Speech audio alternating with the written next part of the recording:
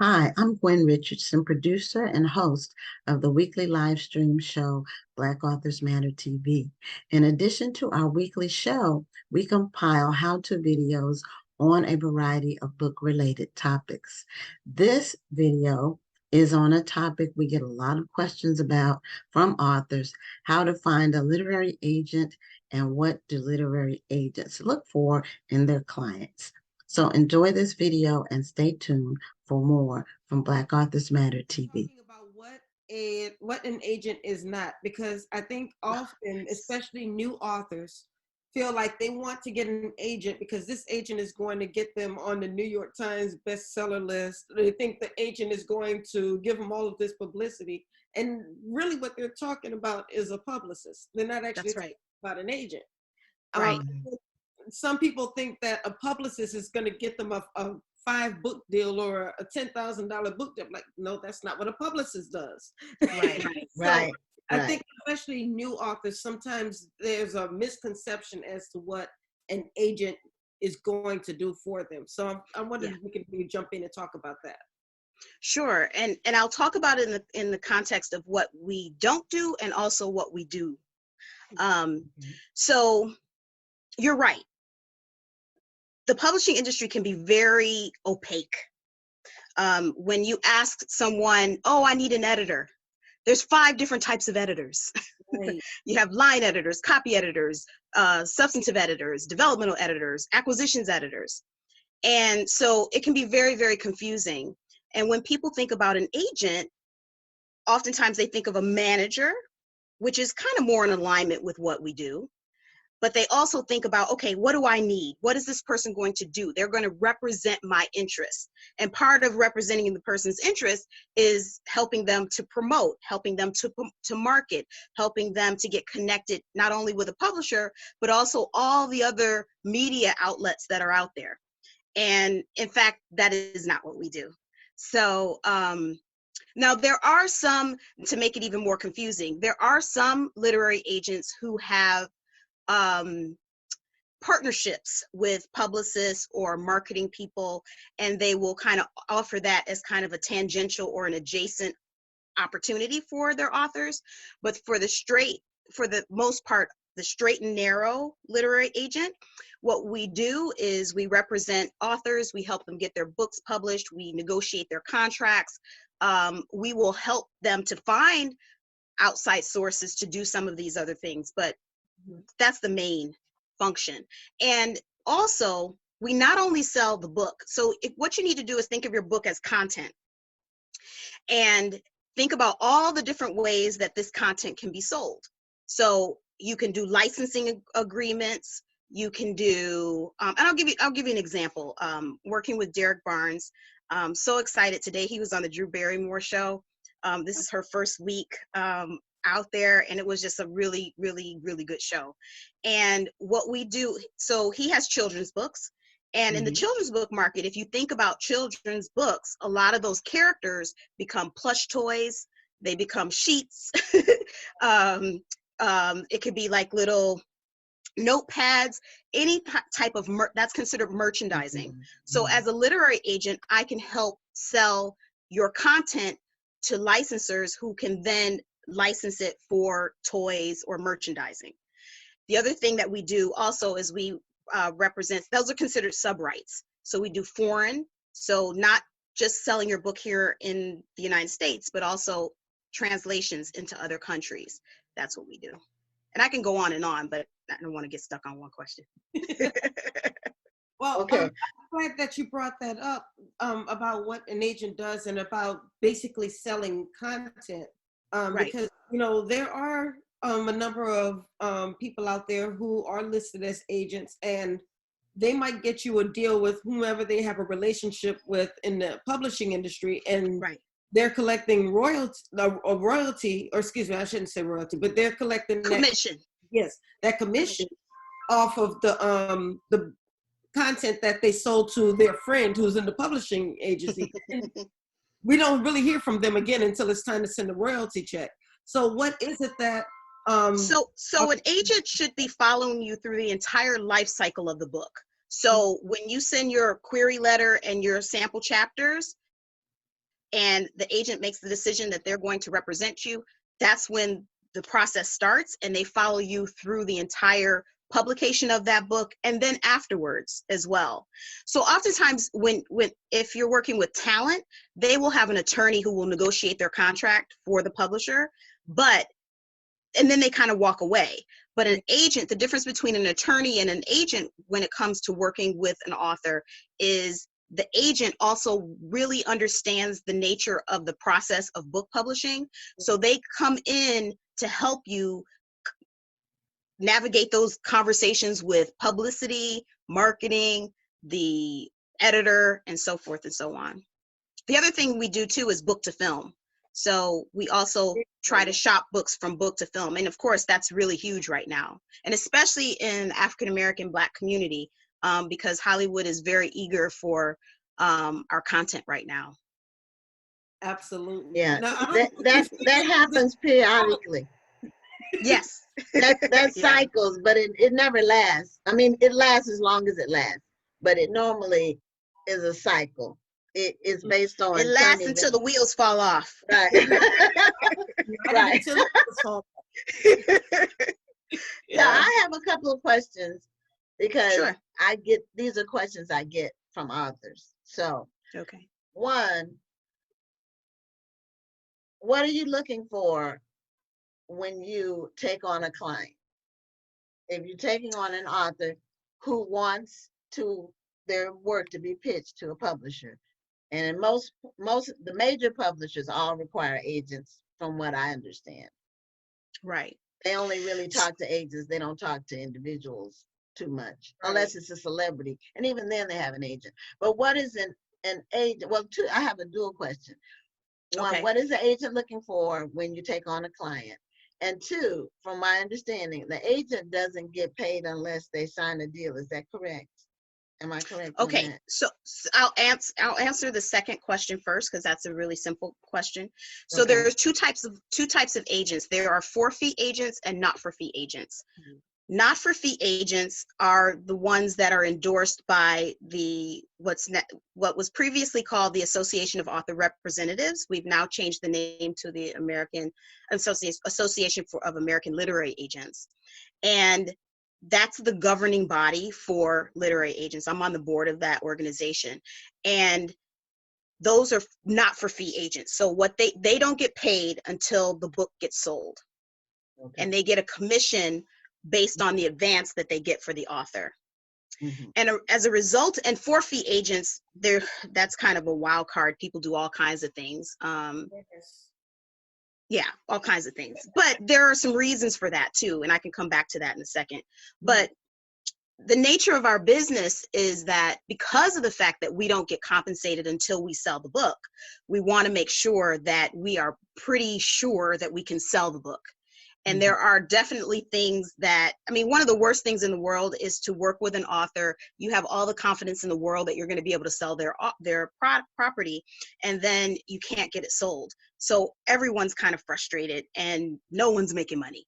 So there are definitely things like I curate my list, and I'm very particular about the people that I take on because I'm doing a lot of work up front for no money, right? For no fee. So a lot of people, when they say, oh gosh, I'm constantly getting rejected, it's not necessarily because your content is not good.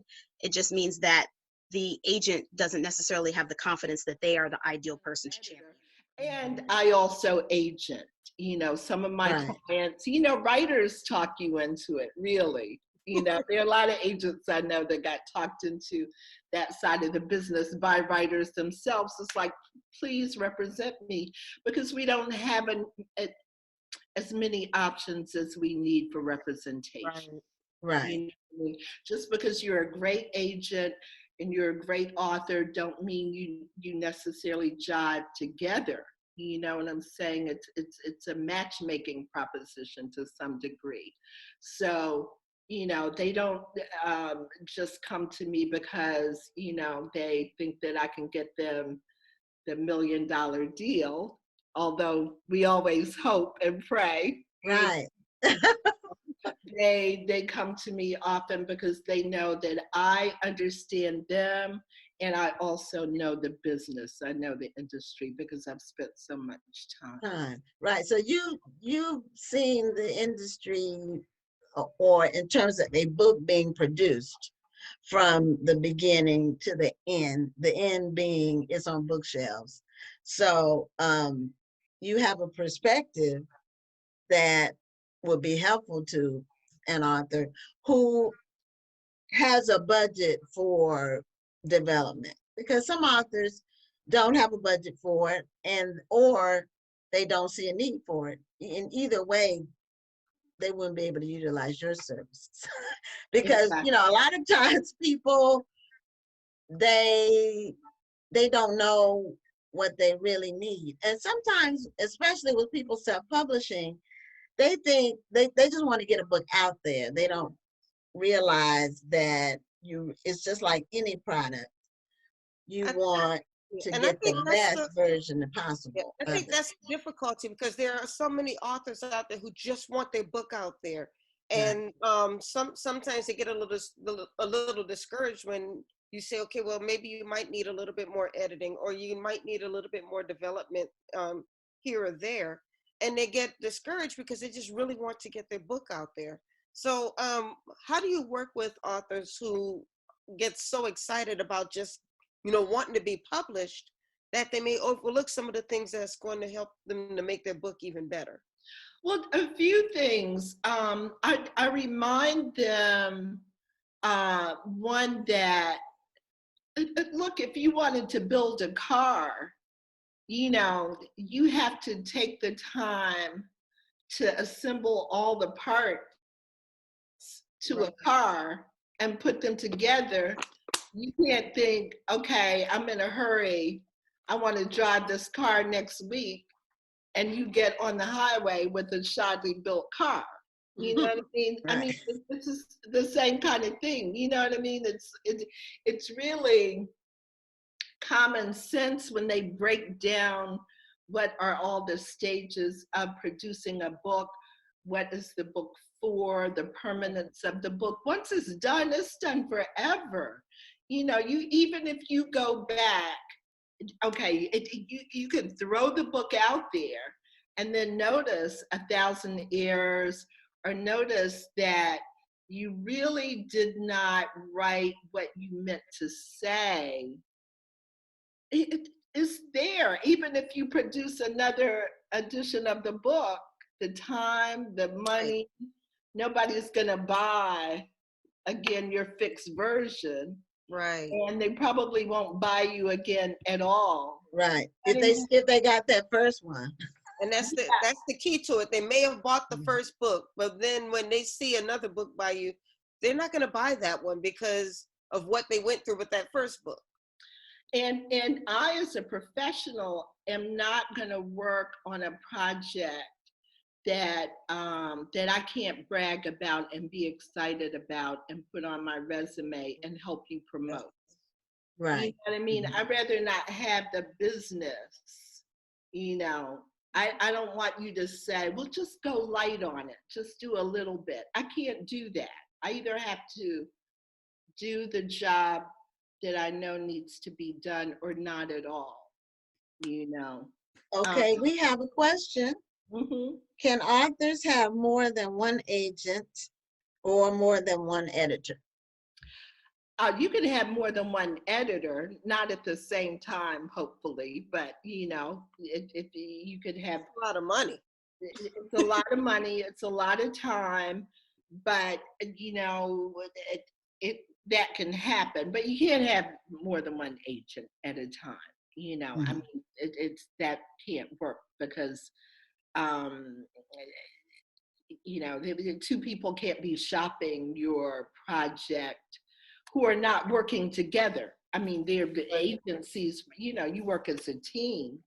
I work with people and colleagues and all, but no, you can't have two different agencies. But you can, if it doesn't work with one, you can move on to another. There's a nice, professional, and polite way to do that.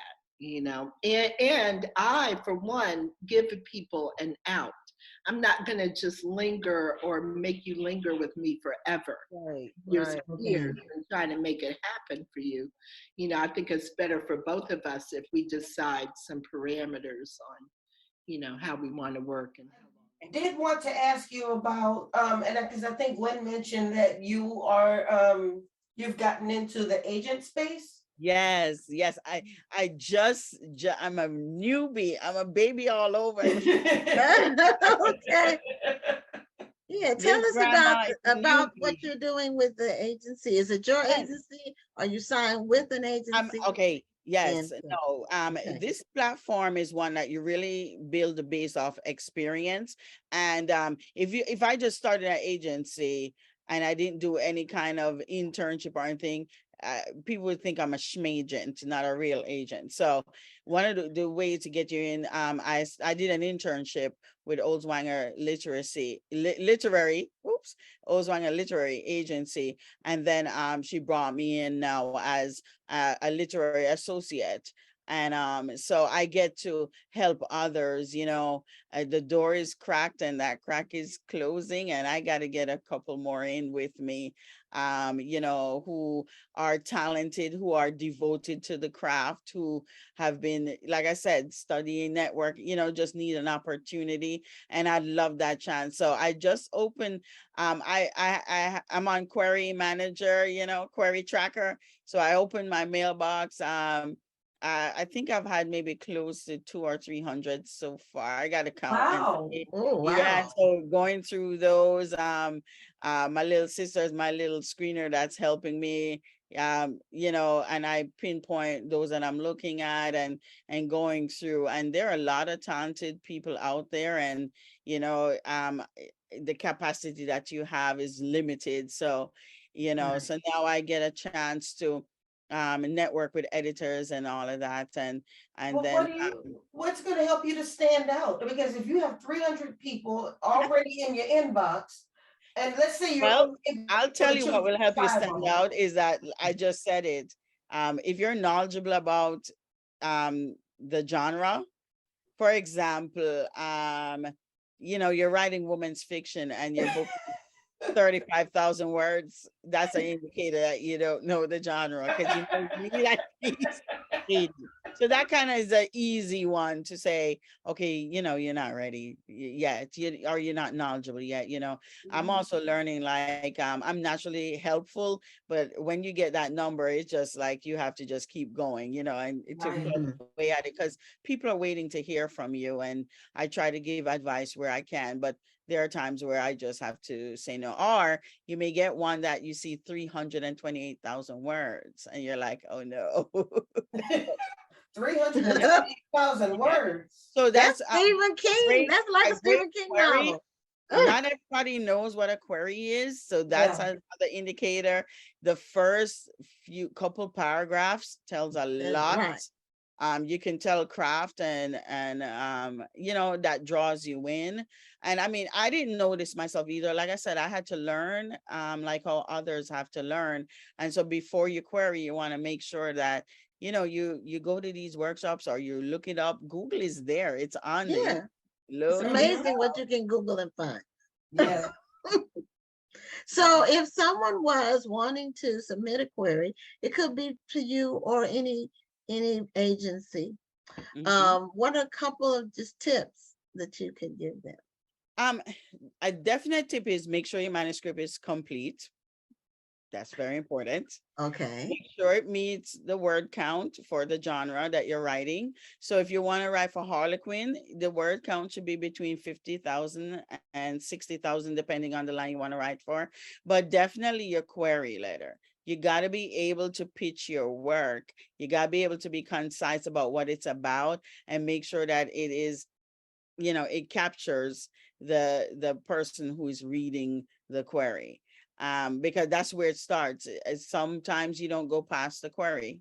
And so you got to make sure that your query, you want to make sure you mention the title of the book, the genre that it is, how many words. Those are the things that you need. But then in the query, you need to have quote unquote what we would probably call the blurb. You know, you got to make sure that's in there. You got to make sure that you're capturing what it's about. And, you know, you also want to know your comps, like what is this book like? You know, what Right, are right. fans of? That's another indicator when you know someone who doesn't know the market. We got to separate you. So yeah, I mainly represent Christian authors, you know, or authors who are coming from that Christian base. Now, Okay. you do not, for example, if you're writing children's books, let's say on cleanliness, you know, or something like that, right? It doesn't have, your book doesn't have to preach a sermon, Right. right? But all of my clients are believers and they're writing. So I do fiction and nonfiction, right? Adult fiction, mainly, well, I have some men clients as well. So there's some Christian romance. I represent, you know, one lady who has a 7-book series in Christian romance, adult, like I said, fiction, entertaining, you know, people on all kind of levels. And then the nonfiction would be your basic, you know, Christian living, devotionals, parenting, you know, those kinds of books, Bible study. If you want to go that way, I have clients who are writing children's books. You know, like I said, just about everyone has a series because that's what publishers are looking for. They're not looking for one-hit wonders, right? But just about everyone has a series of books. And I can help you because I'm a book developer. I can also help my clients to develop what they're thinking about, right? So one side, if you're, you know, if the people watching, right, if they want an agent will get 15% of your royalties. That is standard. Forever. Not less, not more. That's right, forever. Forever. Okay. If an agent comes to you and says, well, yeah, you know, you need to pay me X amount of dollars and then I'll be your agent. Okay, run, Forrest, run. That's not how it works, right? An agent does a lot. I do a lot of work before I see a dime, right? Thank you for watching this how-to video, and I hope it was informative for you. To keep abreast of the other how-to videos we post, as well as our weekly live stream show, subscribe to our Black Authors Matter TV YouTube channel. Be encouraged and be blessed. Bye-bye.